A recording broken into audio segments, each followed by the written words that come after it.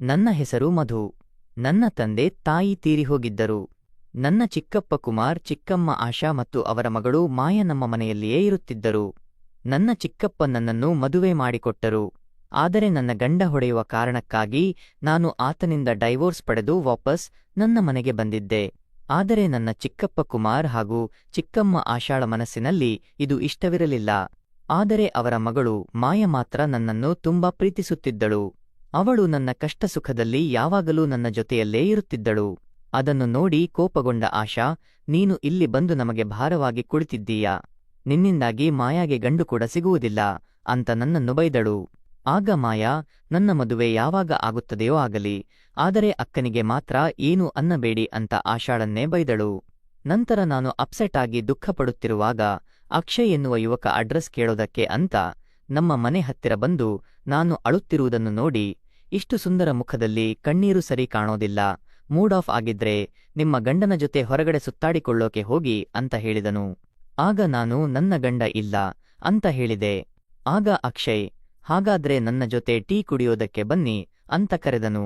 ಆಗ ನಾನು ಅದೇನೂ ಬೇಕಾಗಿಲ್ಲ ಅಂತ ಹೇಳಿದ್ರೆ ಮಾಯಾ ಅಲ್ಲಿಗೆ ಬಂದು, ಈಗ ಬೇಕಾಗಿಲ್ಲ, ಆದರೆ ಮುಂದೆ ಬೇಕಾಗಬಹುದು, ನಿಮ್ ನಂಬರ್ ಕೊಡಿ ಅಂತ ಅಕ್ಷಯನ ನಂಬರ್ನ ಪಡೆದು, ನಂಗೆ ನಿನ್ನ ಖುಷಿನೇ ಮುಖ್ಯ, ಎಲ್ಲಿವರೆಗೆ ಹೀಗೆ ಒಬ್ಬಂಟಿಯಾಗಿ ಜೀವನ ಕಳಿತೀಯಾ ಹೇಳು, ಅಕ್ಷಯ್ ಒಳ್ಳೆಯವನಾಗಿ ಕಾಣಿಸ್ತಾನೆ, ಹಂಗೆ ಕಾಲ್ ಮಾಡಿ ಮಾತಾಡು ಅಂತ ನನಗೆ ಹೇಳಿದಳು.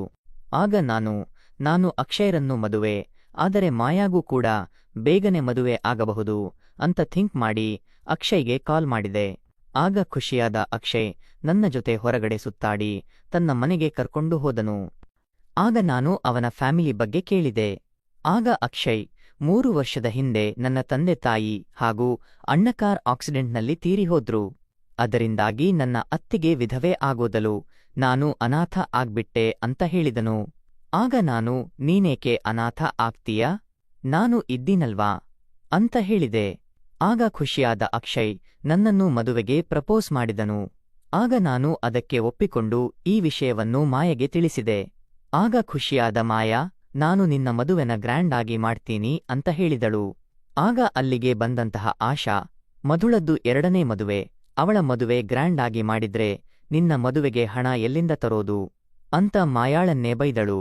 ಆಗ ನಾನು, ನೀವೇನು ಚಿಂತೆ ಮಾಡಬೇಡಿ ಚಿಕ್ಕಮ್ಮ, ನಂಗೆ ಗ್ರ್ಯಾಂಡ್ ಆಗಿ ಮದುವೆ ಬೇಕಾಗಿಲ್ಲ, ನಾನು ಹಾಗೂ ಅಕ್ಷಯ್ ದೇವಸ್ಥಾನದಲ್ಲಿ ಮದುವೆ ಮಾಡಿಕೊಳ್ತಾ ಇದ್ದೀವಿ ಅಂತ ಹೇಳಿದೆ.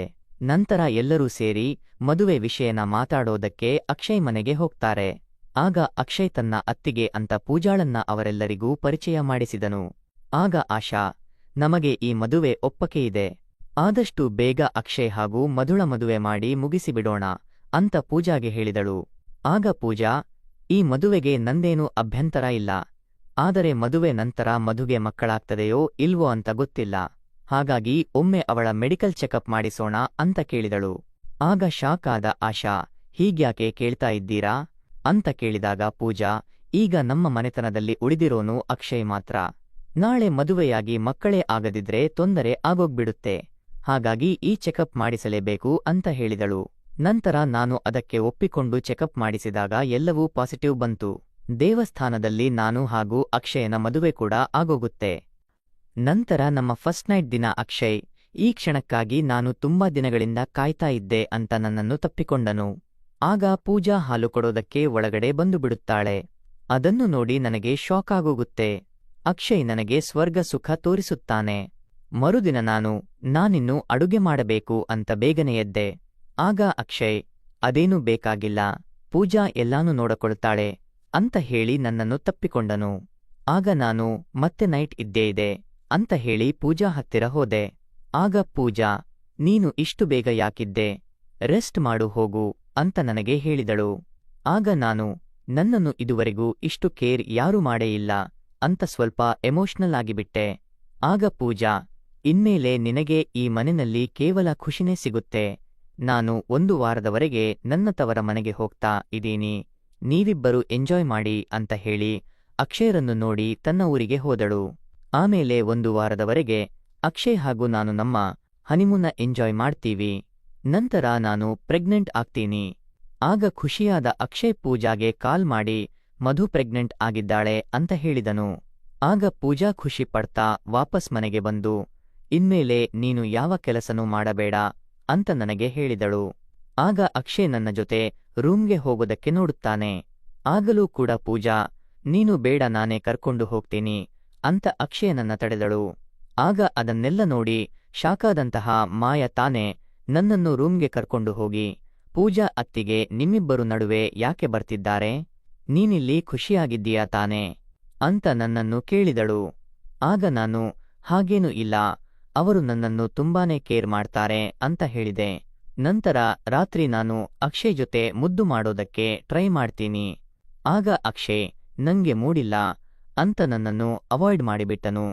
ಆಗ ನಾನು ಈಗೀಗ ನೀವು ನನ್ನ ಕಡೆ ತಿರುಗಿ ಕೂಡ ನೋಡ್ತಾ ಇಲ್ಲ ಅಂತ ಬೇಜಾರು ಮಾಡಿಕೊಂಡೆ. ಆಗ ಅಕ್ಷಯ್ ನನ್ನನ್ನು ಸಮಾಧಾನ ಮಾಡೋದಕ್ಕೆ ತಪ್ಪಿಕೊಂಡನು. ಆಗ ಅದೆಲ್ಲವನ್ನ ನೋಡಿ ಕೋಪಗೊಂಡ ಪೂಜಾ ಮರುದಿನ ಅಕ್ಷಯ್ ಹತ್ತಿರ ಹೋಗಿ ನಂಗೆ ಮಗು ಆಗೋದಿಲ್ಲ ಅನ್ನೋ ಒಂದೇ ಒಂದು ಕಾರಣಕ್ಕೆ ನಾನು ನಿಂಗೆ ಮಧು ಜೊತೆ ಮದುವೆ ನಾಟಕ ಆಡು ಅಂತ ಹೇಳಿ ಅವಳನ್ನ ಪ್ರೆಗ್ನೆಂಟ್ ಮಾಡಿಸಿದೆ. ಇನ್ಮೇಲೆ ನೀನು ಅವಳನ್ನ ಡೆಲಿವರಿಗೆ ಅವಳ ಮನೆಗೆ ಕಳಿಸಿಬಿಡು ಅಂತ ಹೇಳಿದಳು. ಮರುದಿನ ಅಕ್ಷಯ್ ನನ್ನನ್ನು ನನ್ನ ಮನೆಗೆ ಕಳಿಸುತ್ತಾನೆ. ನಂತರ ಪೂಜಾ ಅಕ್ಷಯ್ ಜೊತೆ ಮುದ್ದು ಮಾಡೋದಕ್ಕೆ ಶುರು ಮಾಡ್ತಾರೆ. ಅದೇ ಸಮಯಕ್ಕೆ ನಾನು ವಾಪಸ್ ಮನೆಗೆ ಬಂದುಬಿಟ್ಟೆ.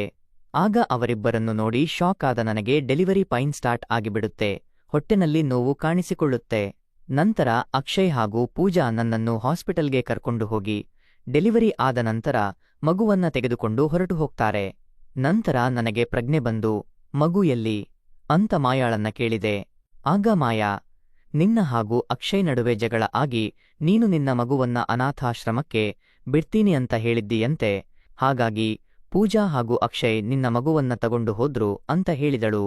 ಆಗ ನಾನು ಅವರು ಹೇಳ್ತಾ ಇರೋದೆಲ್ಲ ಸುಳ್ಳು, ಅವರಿಗೆ ಒಂದು ಮಗು ಬೇಕಾಗಿತ್ತು, ಅದಕ್ಕೋಸ್ಕರ ನನ್ನನ್ನ ಯೂಸ್ ಮಾಡಿಕೊಂಡು ಬಿಟ್ರು ಅಂತ ಹೇಳಿದೆ.